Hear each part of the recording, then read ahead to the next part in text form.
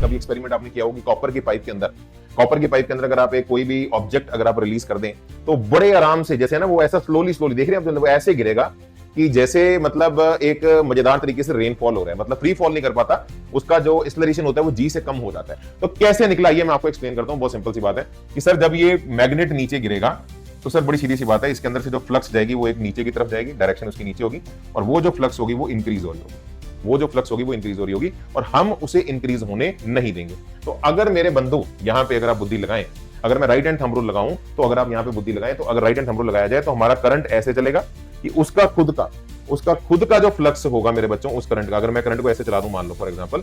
अगर ऐसे चला दूंगा तो वो उस फ्लक्स को सपोर्ट करेगा। अगर वो फ्लक्स इंक्रीज हो रही है तो मैं सपोर्ट नहीं करूंगा भैया, मैं उसे अपोज करूंगा, मैं उसे इंक्रीज होने नहीं दूंगा। तो आप समझ पा रहे होंगे कि सर इसके अंदर जो करंट चलेगा वो कुछ ऐसा करंट चलेगा, ऐसा,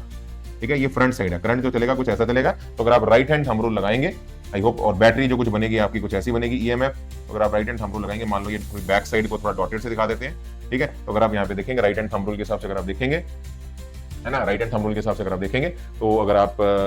दिमाग लगाएंगे तो इसका जो मैग्नेटिक फील्ड बनेगा वो ऊपर की तरफ आएगा, तो वो उसे अपोज करेगा।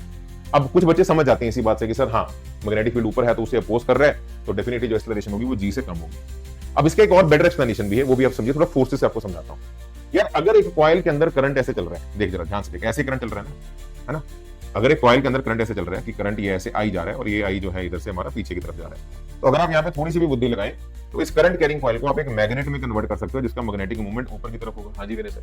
तो अगर आप यहाँ पे थोड़ी सी भी बुद्धि लगाएं, ये हमारा आ जाएगा साउथ पोल और ऊपर हमारा आ जाएगा नॉर्थ पोल, ऊपर आ जाएगा वेनेसर हमारा नॉर्थ पोल। तो अगर आप मैग्नेटिक मूवमेंट देखेंगे साउथ से नॉर्थ होगा। तो अगर मैं यहाँ से एक मैग्नेट को ऑब्जर्व करूं तो ये हमारा नॉर्थ पोल है, ये हमारा साउथ पोल है, तो टेक्निकली ये एक कॉइल मैग्नेट बन गई और इस नॉर्थ के सामने नॉर्थ आ गया। तो नॉर्थ को क्या करता है, नॉर्थ को क्या करता है, रिपेल करता है। तो डेफिनेटली आप मेरी बात को समझ रहे हो, इसको एक अपवर्ड फोर्स एफ लगेगी, तो डेफिनेटली इसको अब ग्रेविटी भी लग रही है एमजी, बट एक ऊपर की तरफ फोर्स भी मिल जाएगी। तो बेसिकली जो नेट फोर्स अब होगी डाउनवर्ड होगी, नो डाउट, बट अब वो नेट फोर्स जो होगी वो लेस देन एमजी होगी, है ना, क्योंकि एमजी नीचे एफ ऊपर। तो अगर नेट फोर्स एमजी से कम होगी तो definitely net force by mass अगर आप निकालोगे तो उसकी एक्सेलरेशन भी जी से कम निकल के